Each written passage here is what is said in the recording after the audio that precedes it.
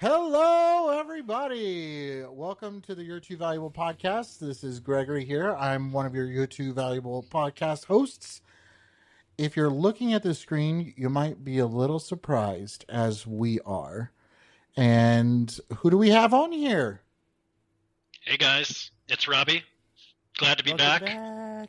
Rob! I don't know if I'm happy that you're back or not. I think it's okay that you're I'm back. so happy. Oh, But, dear God. I already feel just a sense of relief. and just finally not No. in the room with HR by myself because you know how that goes. It's never No, a great okay, situation. So, just love it. all right, we're already off track. So, and then who else is talking there? Who are you? Hey, everybody. It's Jesse. Really glad to be here today. It's been a good week so far. Had a great weekend. Excited to bring you guys a new episode and hope you turned into yesterday's that got posted. It's good to see everybody here, buddy. Yay! Anyways, okay, so Rob, welcome back. Catch us up. What's been going on? How you doing? What brings you back to the podcast? Or are we going to get to see you a lot more now? You know, it's been quite the journey. I was hospitalized November 18th and did not get discharged until April 16th. So for those of you that can't do math, that's nearly half a year, 5 months of being in a hospital bed, and I will tell you it has been That's crazy. Quite the recovery process. Lots of complications, near-death experiences, but you guys know I'm a tough son of a bitch, so I'm back. Yeah. Son of a gun. Son of a You gun. crushed it. Got a Watch lot the done. language already. You've I can't been- believe I have to say that. We've only been One on of my for biggest motivating factors was coming back to talk as much shit as I could to Greg because I missed doing that. already starting. Well, I mean, You know- I will echo what Jesse or JP said. Is welcome back. It's nice to see. It's nice to see me, isn't it? And I'm glad that you're here to see me again. And we get to hang out with me, or y'all get to hang out with me as usual. So I really appreciate that. You know, it was definitely a unique experience, but I definitely was doing work behind the scenes, but you guys held the fort down, and thank you for doing that. You guys did a great job. You know, some of the topics, you guys did more than an adequate job, and you know, really am proud of the effort that we were able to put in, despite me not being able to fully be on the season. But there's a possibility that I may not be on every episode. I just want to set that expectation, but I will do my very best to be here every week because I know that this is the trifecta, and it is best given to the world when all three of us are present. So that's what I got. I mean, it's the best when I'm here. So when I'm not here, it's not the best. Oh, Greg, God. Greg, we need to work on your internet connection from the White Castle. You know what I'm saying? They Oh, don't yeah. have high speed up there, or what? No, yo, we've got great speed up here. It's just they tend to throttle us quite a bit because they know we're too good. Yeah, got it. Oh, is that it? Okay. Oh, yeah. So, Robbie, you know what? I'm going to let you. I kind of been running the show like normal because, you know, that's what we do. We know how to run things. It's not. But, Robbie, tell us what we're talking about today. Today we're going to be talking about work friends or just colleagues. The people that you spend your work week with. Are they friends? Are they foes? Are they acquaintances? Who the fuck knows? Oh, yeah. Why already? I definitely have a really good story about this. It's a sad story, but it's something that I had to learn and learn about because it definitely, and, you know, it gives you that illusion of, are people really your friend? Are they not your friend? And then, you know, Does that something to do with how HR usually tries to befriend everyone that they think they work for or work under or work above? Or no. Hi, how are you? It's not about Let's talk about befriending. that. It's about being. I can hear HR from about around that. the corner. No, it is about enjoying the time that we get to spend with each other, because we spend, 40 hours plus a week with one another, and so we need to make it happy. And if you make I'm not friendships sitting. along the way, that's great. There ain't no way I'm spending all my 40 hours a week with fucking HR. That's for sure. No, thank Hey, you. what y'all got the language today? Okay, but yeah, I mean, it's like the way that I guess it calculates out is like you almost spend more time with your people at work than you do with your people at home. For And sure. the more hours that you spend at home, you're mostly sleeping. So you really don't have waking hours as much with your people at home as you do with your people at work. And so making friendships is definitely something that is inevitable. And then whether or not those Or are actually, potentially an illusion. or it's possible that they are not, that they are an illusion. Greg, we're And here so because you and I became friends 20 years ago. this is actually quite true. I can't believe that that is true. Gosh, has it really been 20 years? Yeah. Yeah, And we're that's a long time. coworkers as friends. Yes. And so the biggest thing is that an illusion? Is it real or not? So if you can't see, I'm doing air quotes here, and it's because your work friends are they really your friends? And that doesn't understand. That doesn't mean that they aren't your friends, but most of them tend to kind of just disappear once you're gone. And it's like, bye. And it's like, well, what the hell happened? I thought we were friends. We knew about our families. We knew about what was going on in our lives. It's just like, seriously? I mean, have y'all had that kind of interaction with somebody? What I'll say is early on in my working days, I developed a lot of good friendships. You're one of them, Greg, despite some of the bullshit you put out. I still love you. Whatever, it's not. It's great stuff. Needless to say, Content. I developed some good relationships over the years that lasted. But I'll tell you, I feel like either it's me aging or the workplace dynamic changed over as I became higher up in the company and it became more surface level.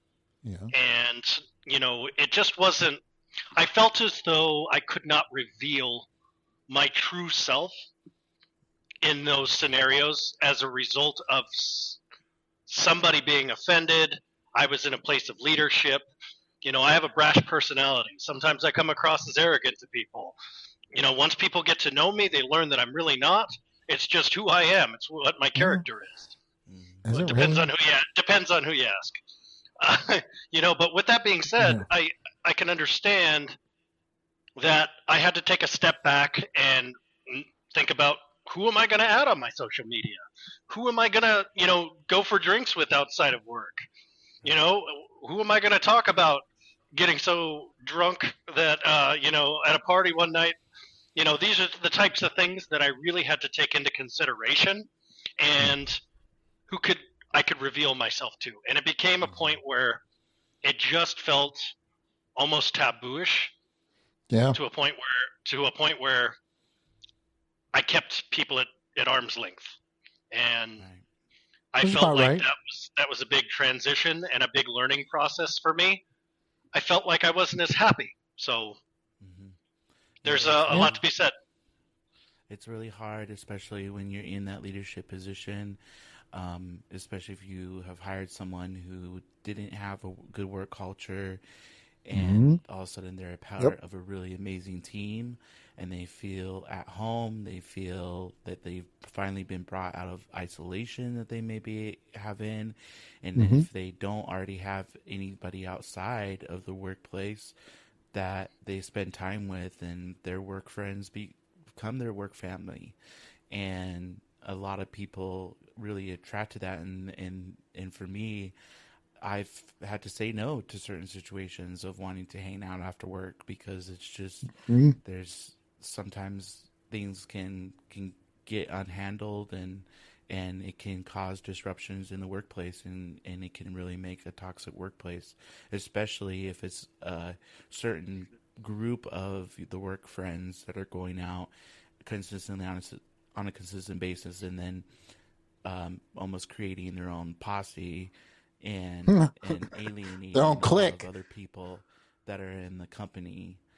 And and that can be detrimental to the work environment because the gossip starts, the belittling starts outside of work, and that can become a very toxic environment. Well, one of my questions is kind of like the whole being able to be acceptable or sorry accessible to just about anybody through Teams, through Slack. You know, you're basically inviting somebody into your house. If you work from home, you know, if you don't work from home, you work from office, or a mixture of both. So, does that kind of make you feel closer to your team or your team members, your coworkers, in some It form or sure fashion? it certainly makes people not want to go to work because they're just having to work around the clock with those apps that you got on your phone and everything now. Yeah. Being able to be contacted, it's There's no worse than disconnection. email. There's no disconnection anymore. That's That's the okay. That problem. was that's Absolutely no not the question I disconnection. asked. The question I asked is, does it make you feel closer to those individuals? No. Absolutely not. It makes me feel more annoyed of them. Are you kidding me? That's kind of crazy. More Yeah. annoying. The sound of Absolutely Microsoft Teams, not. and ironically, we operate Yeah. on Microsoft Teams too, for a Yes, lot of right. things that we do. But you know, at the end of the day, we have a text thread, and I can just turn off the notifications because you don't pay my checks, Greg. So, you know, needless to say, Oh man. Oh yeah, I mean the sounds that Slack makes, and the oh, other apps that I've used, like just hearing that sound, I mean it's it sucks sometimes. let me ask you guys a That's question. no wait. That's why I tend to change all of my ringtones on all of those apps because it drives me nuts the way they sound. Everybody has the same ringtone, so if you don't know, you actually can Hey, change those sounds on those thank you apps. so much So for that yes. enlightenment, HR. We appreciate you so Oh much. boy. Thank you See, I'm so trying to be much. nice and trying to say You're something. so Anyways, Rob, helpful. what were you gonna say? I was just going to ask you how many of you guys, or for either one of you, how many former colleagues, work friends, still text you to this day? Oh, I would have to For me, it's say. two: Greg and another person. Oh, I keep forgetting about Rob is actually one of my former coworkers, so I have to think about that. So my best friend, she and I started off like one of my very first jobs a long time ago. This was probably in 2000, 2001. And so we actually met at work, and we have been the bestest of friends ever since. You know, we had a hiccup like every friendship, every relationship has, but apart from that, you know, we've been great. So that's one of them. Um, I was in Right. their wedding. I spoke at their wedding, and I know their family now. It's, you know, part of their family. I've Um, spoken at former colleagues' weddings too. Actually, yeah. that person got married twice, and I spoke at three times, and I spoke at two of their weddings. Are you talking about yourself, Rob, or somebody? No, No, I'm just take it joking. I'm easy. kidding. Take Um, it easy. um, um. Okay, that was a little much. I'm sorry, that was a bit much. But No, anywho, you're um, okay. I can handle it. Lessons learned in life. but okay, so one of them is that I do talk to one of them now that I met since I moved to Colorado.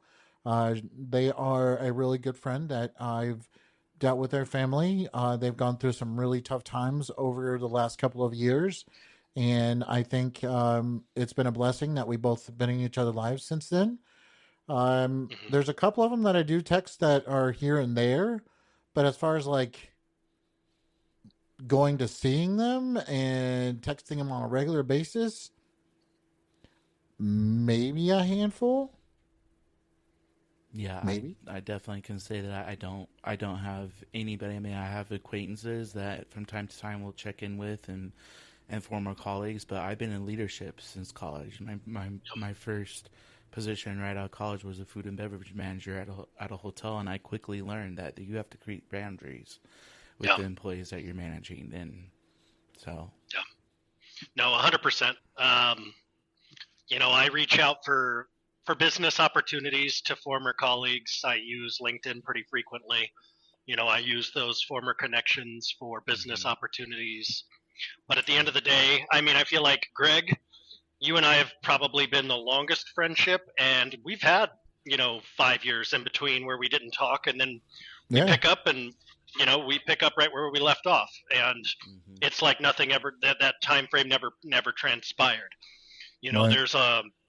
There's a lot of things that that I took away from this friendship, that really helped to set the foundation for other friendships that I developed in the future. But I'll tell you, a lot of those work friendships have dissipated over the years. People change. Yeah. People move in different directions. People have families. All that stuff. When you're in your early 20s, and go I know ahead. I set the bar really high up there for all those other people. So it's I feel bad that they have such a high bar to go towards, and so it's an honor that you say that. I really appreciate that, Rob. I don't know what I was thinking, that it wasn't great for you to be back, because this has been great. You tell everybody how perfect I am, and that's great. Oh, so here we go. It's getting thick in here. When did you say Lauren was going to be back on? No, Lauren. No. Lauren. Oh, yeah. But so, we spend those 8 hours at work, and 8, 10, 12 hours at work. Then we kind of move outside of the office, and we have kind of those team building things. Hey, let's go to dinner or team building, and go and make each other happy again, and have maybe a mocktail or two, and just chat about things and everything like that. So isn't that even better? That way you can actually start making real friends. I think that there's a small difference between those forced events and the events that we used to arrange together, like we used to, Greg. I don't ever recall our former supervisor ever putting together events. Oh gosh, I'm thinking of that supervisor right now. I feel like we kind of put those things together ourselves and decided to walk across the street after work for a couple of drinks, and so I think that there's a difference, and I think that there needs to be a real fine line to determine which events you want to be at and which events you feel like you have to be a part of. Yeah, I was gonna say you're really trying hard, Greg, to set up these things outside of work to make them sound like those mocktails would be just very delicious, and it's really hard. But I have been a part of some really great team building. I've been on some really great company retreats, and actually I got Jesse to say something. Heck yeah. Not that you put together. It wasn't one of yours events, so but have got to go some really cool places to hang out. But there still is that component that this is a work event still, and there is expectations on how to behave, and have seen many situations, especially working in the hospitality industry. We're partiers and we're drinkers, and it gets out of hand. And some of us are drinkers, some of us are not. I don't drink. Well, I rarely drink. I'll put it to you that way. That's bullshit. Anyways, and sometimes, and sometimes you'll not see some familiar faces after those events because of termination slips. And yeah. No, I've heard horror stories. What is your guys' current company? Well, Greg, what's your current company view on outings of this nature? Well, man, it happens, and I think it's great that it happens, because it allows us to team build and to get to know each other and chat about different things. And so I think it's funny great. because I have clients that tell me that they could lose their job if they hang out outside of work. So, you've got to wonder what those stories are. I have never heard that before. I have, and I've actually worked for companies that have. I used to be a real estate training sales trainer a long time ago, and I heard stories about the owner's son getting naked and dancing in the fountain at the hotel because he was so drunk. And so there's been rules implemented. Rules come in place. So those are real strict guidelines Yeah. But I mean, I'll tell you. It makes good camaraderie with each other whenever. I mean, not the naked part of it, or seeing your boss's naked sibling or Yeah. child running around. But doesn't it benefit all of us Y- when we Oh yeah, come? like the time that when we were at a convention, and it was in Vegas, one of the worst places that you could have a business convention. And Yeah, there's a lot of them yeah, there.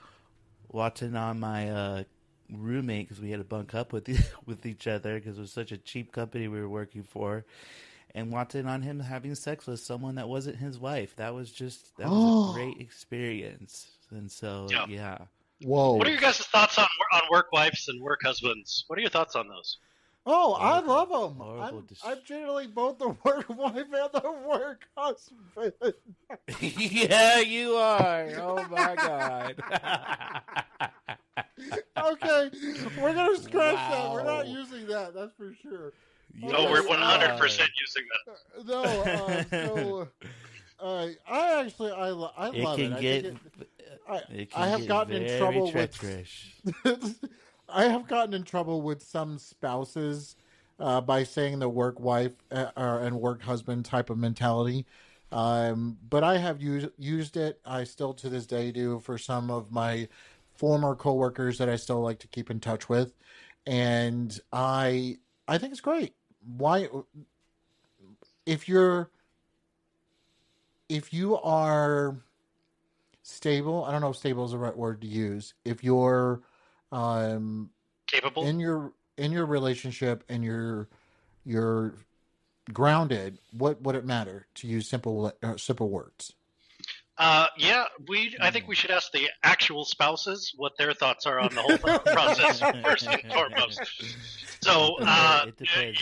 you know what I'm saying? Greg's over here being a hussy, and I see. that is inappropriate HR behavior, sir. Needless Very to say, inappropriate. um, the companies. Would you say that companies look for the look for to build these like friendships? I know if some companies have in place like bring your work buddy, we'll hire you and your best work buddy from a competitor. That's like part of compensation packages for Yeah, a pay lot you of different that types of bonus. firms. Really? Well, yeah, referral Engineers, bonus, like finance. Jesse said. So yeah, Yeah, I've but seen also in sales compensation world. packages being a part, where that's a dynamic. Yep. What are your thoughts on in the workplace? Do you think the companies believe that that's the best way to get higher productivity? I don't know about higher productivity. I think it's great for networking and bringing in, some more Top external talent. leads, especially if you're in the sales environment. Yep, hot talent or just someone that may have a bigger network to expand their lead generating. And that's to me, just using them pretty badly. If that's the only reason you're going to hire them, um, No, it is but not. oh, You're high. was it? Okay, you said earlier referral bonuses. The referral bonus program is there so that way you can We're bring in talking about somebody more than that. that you know is going to bring good workmanship, good Mm. employment to your Or current is it job. just, hey, let me get my friend a quick 300? No, that's just a Oh, it's not? bonus. No, I mean, yeah, Wow. you can get Oh, an extra some monies for it if you oh, get them in there, but it's not. Greg. Greg, You know, in your workplaces, would you say that you know who are the friends, like friend groups are in your office directly? well, yeah, we all know who clicks and what clicks belong to who. We can see What how does that much goes. contribute to your department? What does that how does that pertain to strategy conversations in your work, your direct work group?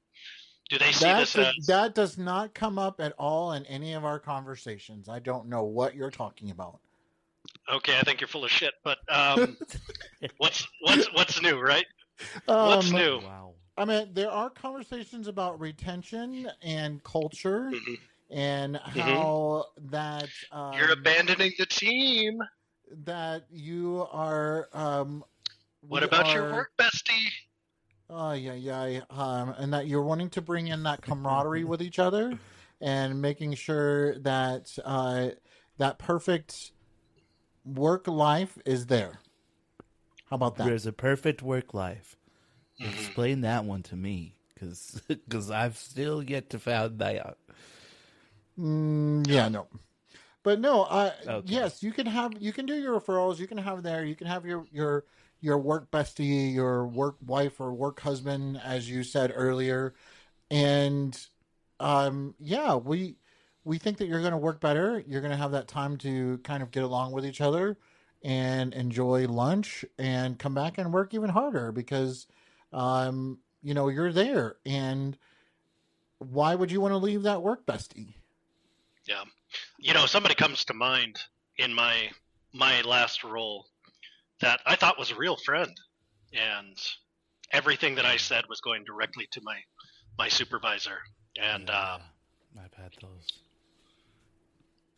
I will tell you that that was a big reason that I just said, "Screw this, I'm out." I just the level of dishonesty and betrayal and just and she chalked it up to just having that established relationship with the supervisor, but I never provided permission to disclose those conversations, and that trust was severed. And I knew at that point that I'd had some experiences like that, but nothing to this severity. And Yeah. once I experienced that, I was like, I'm not doing this. Friendships in the workplace are at the surface level. We're gonna keep it. How was your day? How was your weekend? How was your? And that's where Yeah. we're gonna keep it. I think a lot of people just get caught up in that and thinking that's the way it has to be instead of being able to have a healthy separation between work and home, and instead they want to just shove the two together and make them this harmonious happy family where they both exist in a pink fairy universe. And it's just, I've found myself that keeping those two things separate and not working with your friends Yeah. in some capacities, that especially when it's not your organization. If it's your organization and you're partnering with one of your best friends, that's completely different. Mm-hmm. Yeah. But when you're bringing another person into an organization that you don't own and you don't control completely, it can get really messy. Yeah. Especially those that are extremely motivated and with work conditions the way that they are, it's everybody kind of has their dynamic where they're trying to look out for themselves, and that's something I reminded myself consistently during conversations, just being mindful of the things that I said. Exactly. Well, I will bring up this story because it's very personal to me, and it kind of follows that footstep to you, Rob. I had a who I thought was somebody that was going to be a friend for the rest of my life, and shared a lot of personal information. Talked about the job, talked about our homes, talked about our families, and um, I ended up leaving that particular company and thought that this person was going to continue to be a friend and be, personable and not, and completely ghosted. Had a, Merry Christmas one day, and then nothing ever Hashtag since. You the next. hashtag go fuck yourself the next. Yeah, and it was I will tell you, it was one of the biggest culture shocks, a biggest slap in the face that Jesse has ever given me, even on a car ride home. Whatever. um Mhm. and so, but yeah, it's something that's very much a lesson learned to this day, and it will probably be that way for the rest of my life. And I think, Rob, you hit the nail on the head of saying, "Good morning. How's your day? How was your weekend?" And that's it. And so it was just like, I'm not going to do any more to that. And I'm not Yeah. going to kind of like,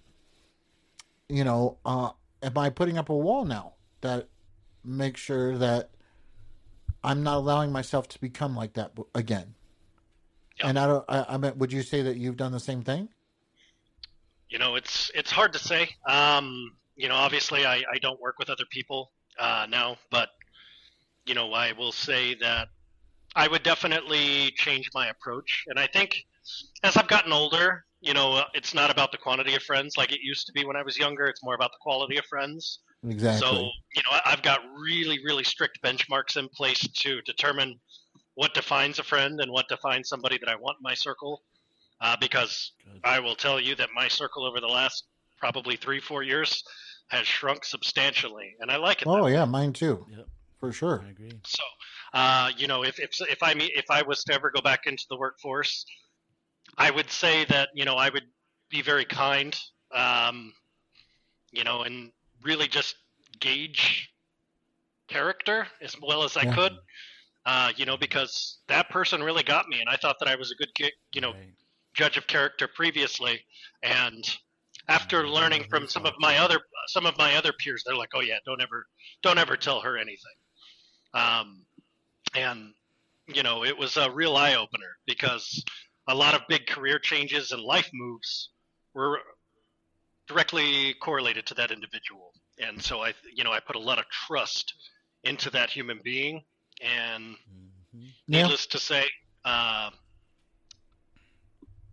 glad that that person is no longer in my life. The level of anxiety has left the room.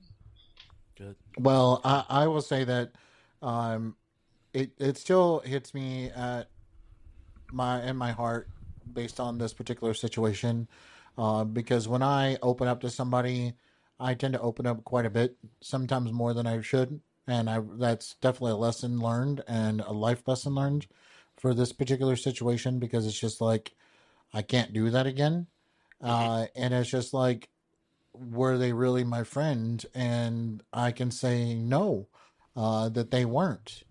And, you know, I would like to go onto the flip side of that and say there are people who have become really good friends. I have one of them that's on this podcast with me, my dear friend Rob.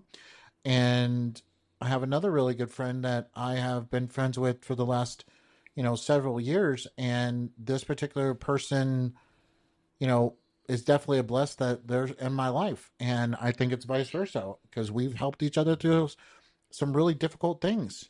And I think that's what a No, friendship does. there's those. I mean, don't get me wrong. That's how a lot of our relationships start. Is that there's shared trauma bonds. Exactly. That result in, well, let's go talk about it over some alcoholic beverages, and then those alcoholic beverages turn into what the hell happened last night sometimes, and then It doesn't then always that's the have to be talking point. But alcoholic beverages, it it can does just be it a does it nice doesn't dinner. it doesn't. But typically that's where it starts. Let's throw the bullshit out the window, Greg. There Most are people are like, some times. let's go have some drinks. Is what normally That's people do. that's Yes, how it like, starts. let's go have some drinks And it definitely happens a lot. never yeah. Yeah, not go out to dinner with me because that can be construed the wrong way. Uh, you That's know, an HR violation. yeah. But Oh, no, you I can mean, have and a that's work even wife for and like, do it with. it's also some of those people who are, who've gotten laid off. And you were talking about the trauma bond is, people getting laid off or quitting at the same time or having a really bad manager or a really horrible coworker that always seems to get the promotion or, gets the better job than anybody else does. And so that's really difficult. And sometimes you have that bond that brings you together. Um, I just something about that relationship just gives me PTSD about the idea of ever becoming friends with people that I work with. Um, I it's definitely like coming out of a toxic relationship, Sure. and you Yeah. try to go into the dating scene, and you've got your walls up because that person really hurt you, but you're not supposed to project on the other person. But then you start to see little behavioral patterns, that really kind of bring that guard back up. And, I feel like, you start to learn from the mistakes that you make, and from trusting the wrong people, and it's something that I think I'm personally impacted by. I don't know about the two of you, but, there's been times where I was a friend and I've been promoted from within the same retail locations, and I had to establish managerial positions over those individuals. And then I started to become like district, leadership. And then I'm like, oh boy, this store gives me the heebie-jeebies because some of the nights out that I had with some of these individuals. You sure? You know who the actual person is behind that smile. Yeah, exactly. Not always the best. Yeah. But exactly. Is that something that you as a manager and as a boss can overcome? And, when you're still want to be quote unquote friends, again, the air quotes that are up there, is that something that you can still do when you become a manager, if not their manager? It just places a target on your back. And, explain that, Jesse. I don't understand that. Especially with people that have jealousy over you getting promoted if they applied for the same promotion and it was given to you, and all of a sudden you're their boss. And now it's a target on your back because people get afraid of seeing someone be successful, and especially if they didn't get that same position they applied for. And so now they become a person that's scrutinizing you. Well, now they're my boss. They better do this right. They better do that right. They better adhere 100% to company policies. And all of a sudden they have this moral compass up their ass that they think is just their guiding light. And it can be tough. It can be really tough. For sure. And, there's the gossip element that some people use as currency.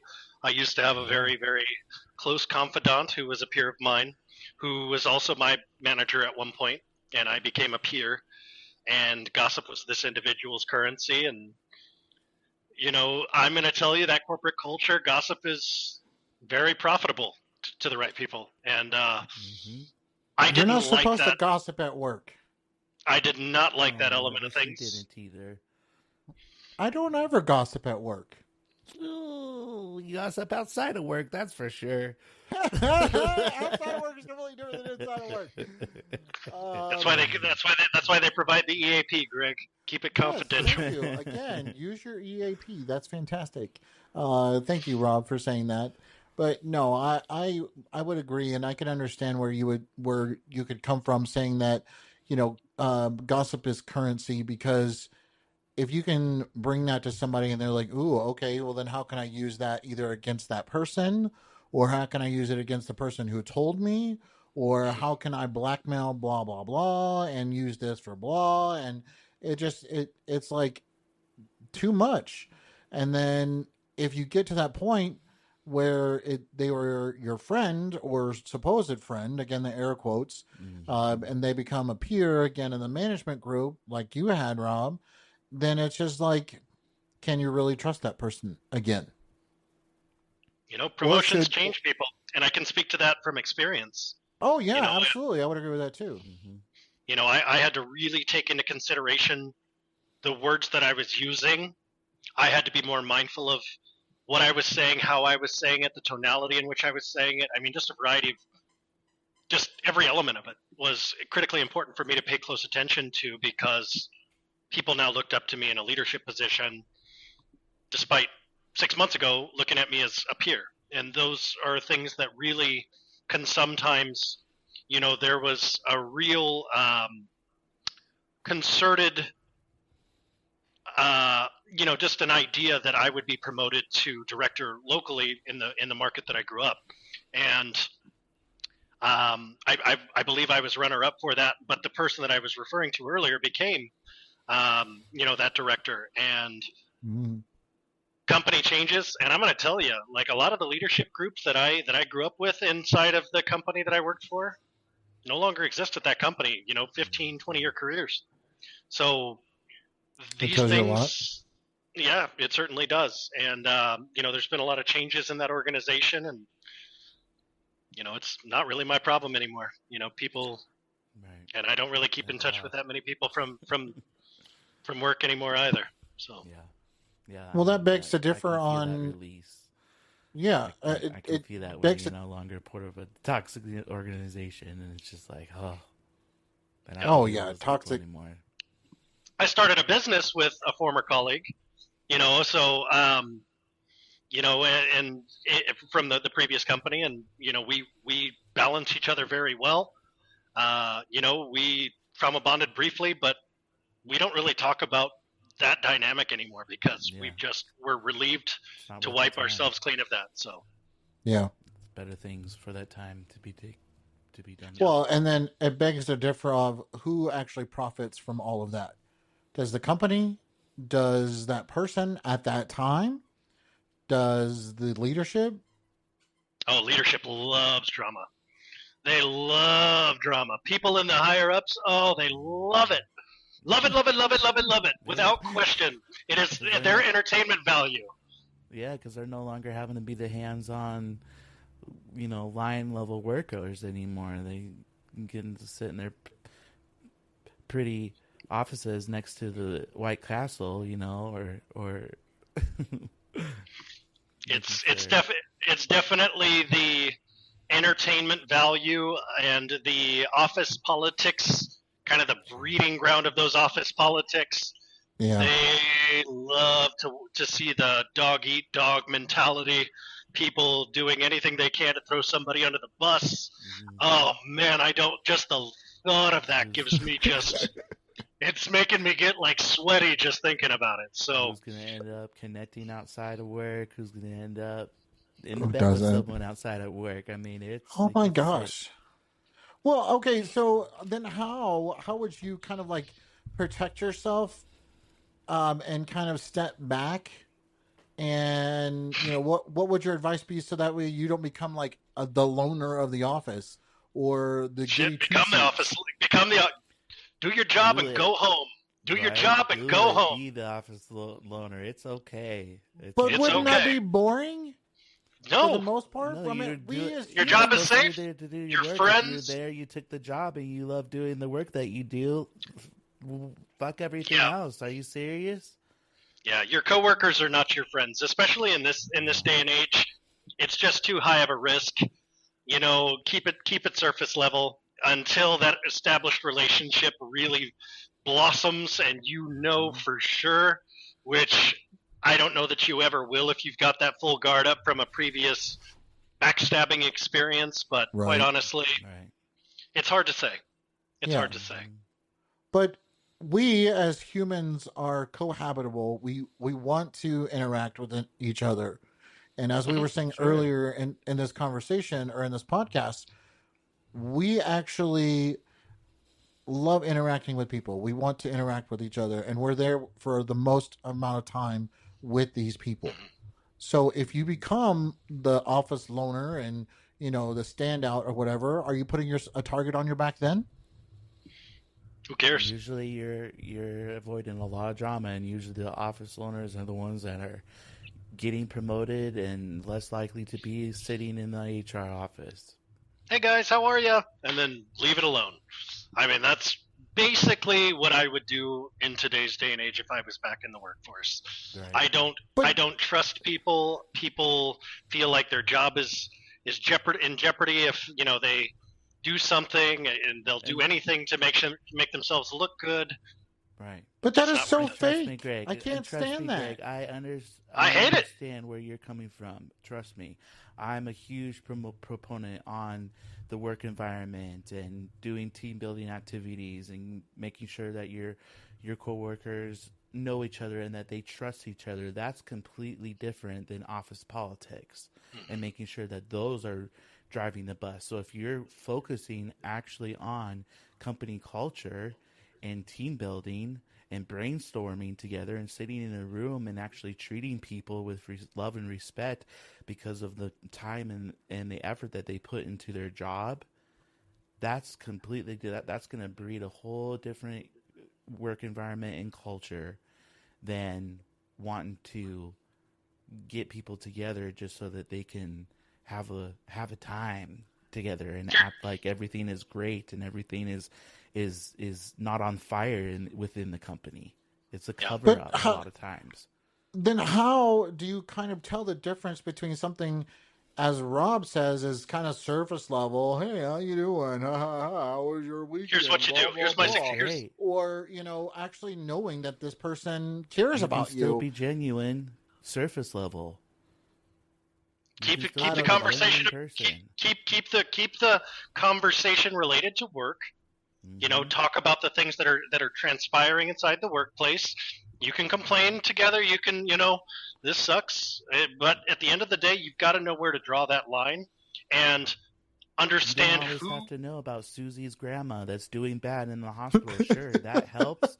But sometimes Susie doesn't want you to know about her personal life and what's going on because it could be really something serious and awful and crazy. That's hard for that person to talk to. So HR needs to stop prodding sometimes for that information. Yeah. Wow. Somebody hit a little sore spot there. There's been, employees that I've had that were victims of domestic violence, and I gave them the opportunity to talk to me, and they didn't want to talk about it, and I left it there. Because quite honestly, if I can't make that decision for you, I'll give them the resources, I'll give them the the support that I'm here if you need anything. But unless they're willing to take that offer, and ultimately I did my very best to be very genuine in those situations, and it's happened more than once. More than once. Are you saying that if you know something about each other outside of work, that's kind of one of the true tells of something different? If you're saying yes, I'm going to disagree with that because that's exactly what happened with the person that I was talking about. I knew a lot about what was going on in their house and at home. Oh, so did I. And so yeah, that was still kind of like a slap in the face.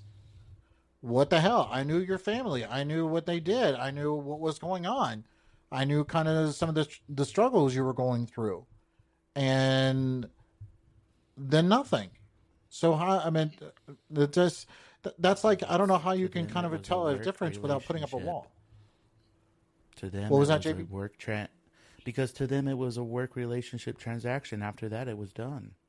Or some people use that as ammunition to further enhance their careers, and those are the fucking people you got to watch out for. Yeah. And I kind of, after looking back at it and figuring out what was happening, I kind of see that might have been the case. And being from HR, we know all about confidentiality. Am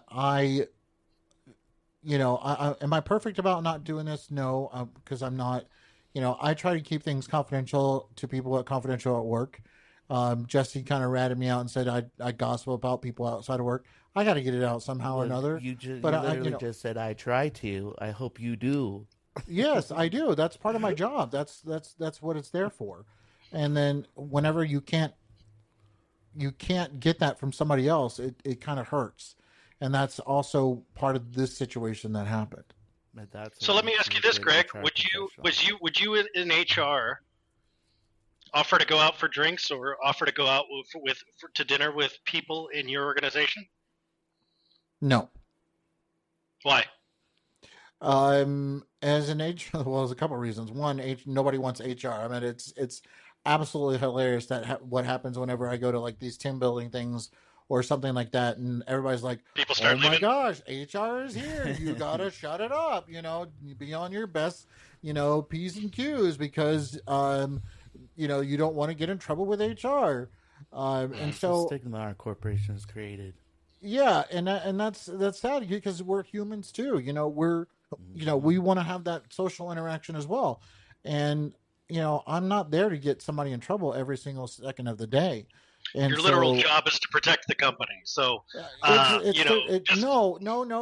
is, that's gonna piss me off. It is not 100% to protect the job. Is that part of my job? Yes, but it also is part of my job to protect the employee and the employer. I'm there for both. I don't know if your handbook says that, but.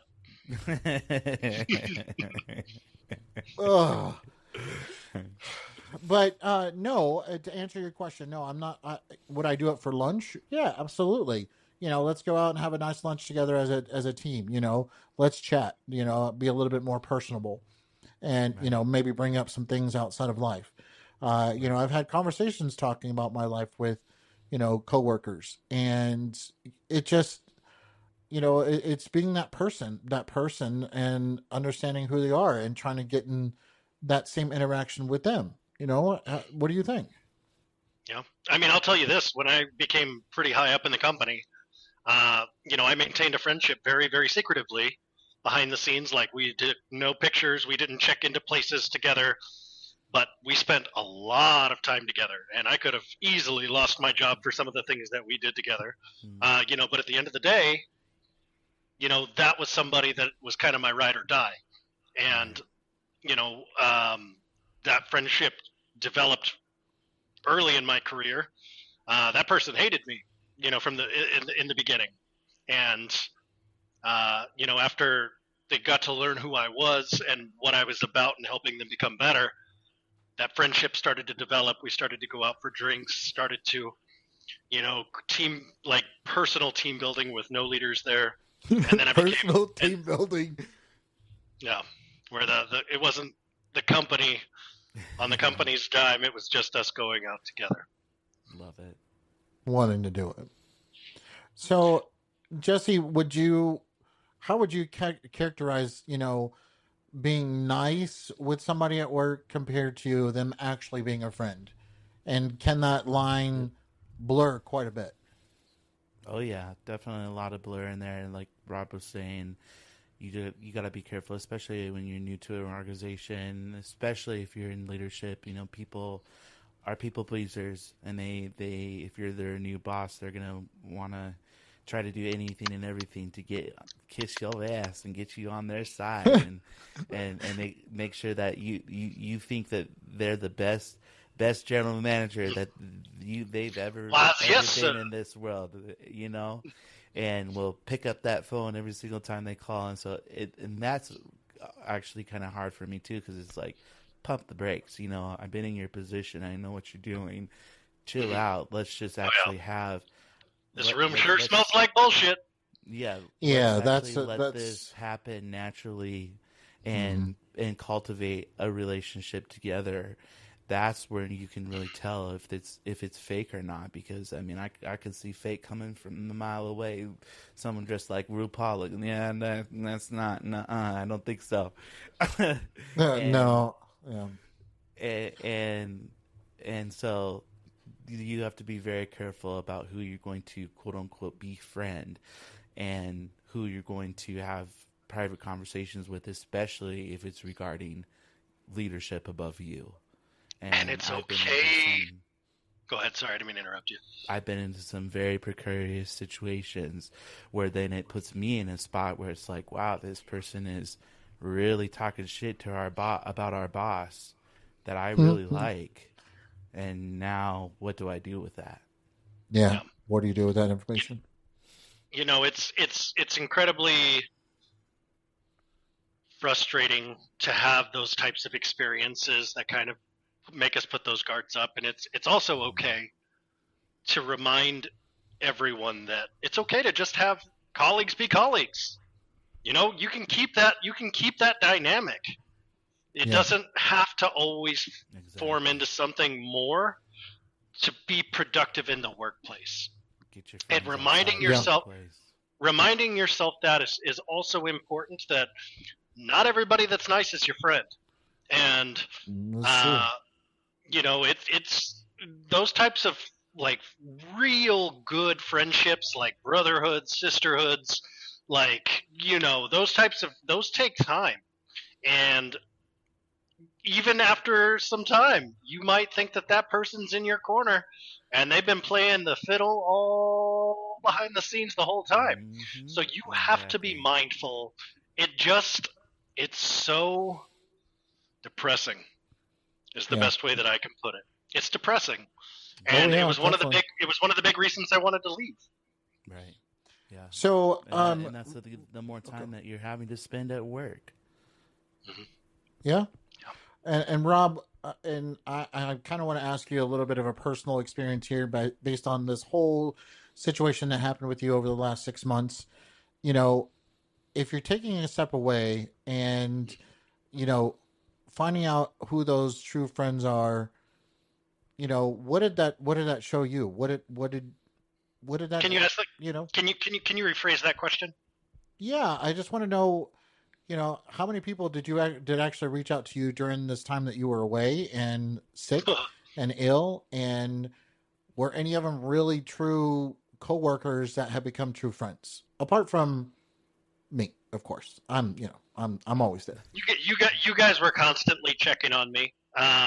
So I very much, we've got a deep rooted friendship here.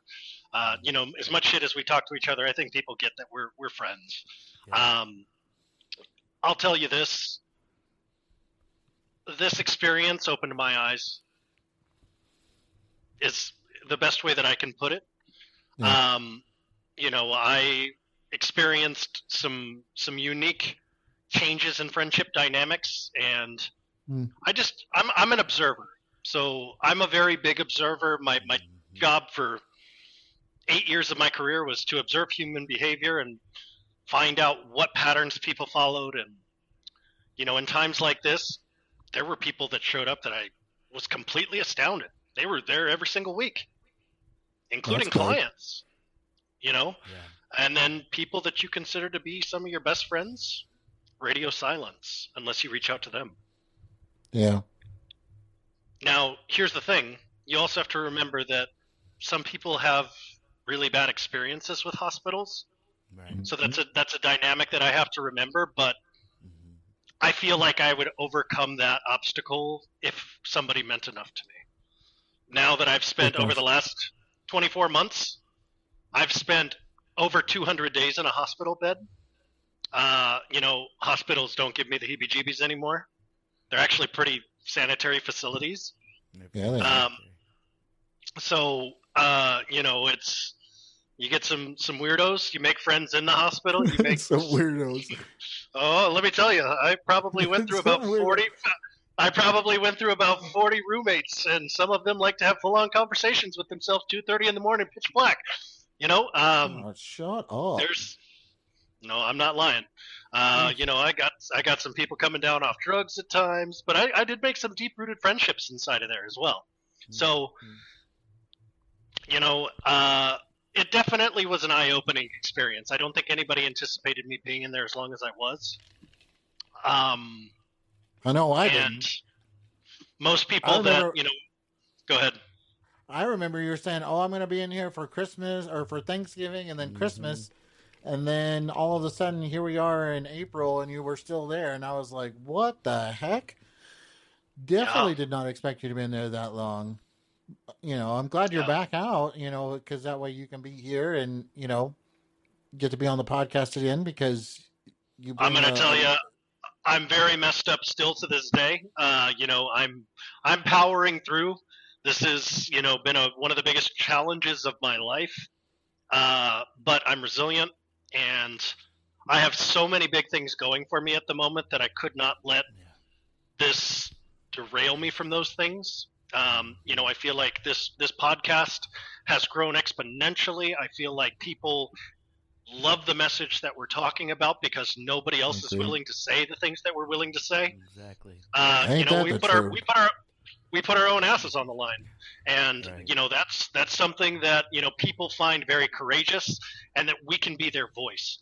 And Yep. I think it's a big reason that we have trouble bringing guests on, because people know that if the wrong person listens to this and they talk about the wrong topic, it can be almost potentially career ending. Career ending, yeah, for sure. So I love what we do. This is one of the major projects that I love working on. I've got other businesses that I work on, and I worked incessantly while I was in the hospital. I used that time. He did, y'all. He did it for us too.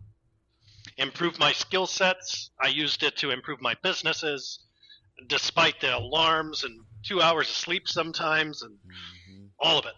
And Getting I'm emails glad, at 2 o'clock in I'm the glad to be morning, here. like, what the heck is he still doing up at 2 o'clock in the morning? You're in the hospital. You should be sleeping.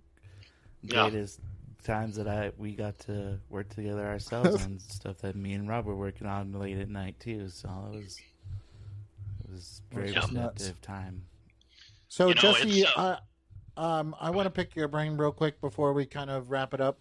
Do you have any type of life experience that you can bring to the table and kind of your pointer or your takeaway? I think my biggest suggestions for this topic is just be careful who you're aligning yourself with in the workplace. You've especially when you're new. You're gonna have people that are gonna be flocking to you to get to know you, to ask you questions about your personal life outside of work because they want to know who you are as a person. That's one thing that people I think have kind of ruined in the workplace is instead of just letting someone innately come in and be themselves, they want to put labels on you. Force it. They want to know exactly what they want to find you on Facebook and then go down the rabbit trail and then think that they know everything about your life and through social media, and be more connected to the outside world, especially in a new role. You're going to need that disconnection. You're going to be very overwhelmed in a new position. And a lot of times in a position that you've been in for 15, 20 years as well. If you don't have that outside connection through hobbies, different organizations that you're a part of, use those outlets to build those friendships if that's something that you need in your life.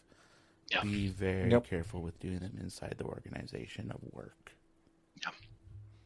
Yeah, one of my takeaways from this, and just kind of a final take, I'm going to give it in two ways. One for HR, one for personal. Personal is be a person. You are who you are. That's who your personality is going to be. That's who you grew up as, where your core values are. And then the professional part of me, the HR side, is be cautious. Don't add everyone you need to your Facebook. If you still use Facebook, your Snapchat, you just don't need that. Sure. That's not necessary. One of the things that I can tell you is I've got two phone numbers. I've got a work phone number and I have a personal phone number. About 99% of the people that I work with will never have my personal phone number. I have a work phone number for that very reason. And that's something that I separate my work and my life. And people are like, well, why don't you give out your real phone number? And I'm like, because that's sacred to me. That's important. There's my family, my really close friends only have my personal number. And so, that's something to keep sacred to yourself. And there's also things that are sacred to yourself that are too personal that you should not be sharing with everyone around. And so just be cautious in some sense, but be genuine. Yes, be genuine. Thank you. I'd agree with that. But be genuine. It's been a real pleasure coming back on, and I'm so glad you came back today. I know I've been trying to push this week out, and I don't know if I can do it. I don't know if I can do it. I really powered through today. It's because I love these conversations and I love being a part of them. And I want you guys to know that I value this dynamic, this tripod we have here, and it's good to be back, and I will do my very best to continue to be on these episodes for everybody out there. I'm happy that you're here, Rob. Whether or not you give me such crap, it's still a good thing. I've been giving you crap for 20 years, Greg. That's what's defined our friendship. It's kind of sad because I kind of go back to, when we first became coworkers and us sitting in that building on those hard, stupid stools and, and just standing there and all the crap you used to give me then, it still has never changed. And are we talking about the Stampede dance hall? Oh my gosh, I remember Stampede. I love that. That was a great night. So yeah, those were good. Those were some real good times. Don't get me wrong. I blast. I really so yeah, thank you. Guys. Thank you. It's really good to have you back, Robbie. And as much shit as we do give you, Greg, you are are an amazing HR professional. I you try. do a lot. You try to balance. A lot. And that can't be said for a lot of HR people. That you're doing the right thing, and you've made sure to go and get, your master's in HR, and to make sure that you're as much brushed up on the topic as possible, because that's how passionate you are about it. And I know your character, Greg. I know that you use these conversations to better yourself as an HR person too, despite you never admitting that. I know you do. So I plead the fifth, but I enjoy these for sure. It's been great. With that, we're going to just talk about next episode. I'm not going to answer any more of those questions, but thank you guys for that. I would agree with that too. I want to tell people, make sure that you email us and talk to us about what's going on in your life, especially this particular story. It's been really, really good, this podcast. That email is stories@your2val.com. That's stories at UR2 and then VAL.com. And let us hear. I want to hear what's going on. I know these two definitely want to hear. Who wants to talk about what's coming up on our next episode? I do. Episode 6, when to call it quits. You've been thinking about leaving for months, maybe years, but something keeps you there. Next week, all of us are going to dig into the moment you knew it was time. This is really a personal one for me, because I feel like I dragged that damn weight for 8 of my 12 years in the company. But what keeps people stuck? What other side action? What the other side actually looks like? Some people want to make that leap into business ownership. Some people want to completely change their career. I'll tell you, as a career development coach, people are burnt the fuck out, and this is going to be a really good topic to talk about. Oh, it's going to be rough. Well, I know it's been good to see me and good to hear me, Rob. So I'm glad to have you back on. Thanks for joining us, everybody. And we really appreciate it. Everyone listening in, and go to your2val.com, check us out, see what we're all about. Subscribe, comment, let us know how you're doing. I really appreciate you listening from the bottom of my heart. Thank you all for being out there, and I'm looking forward to it. And wrap. Have a great week, everybody.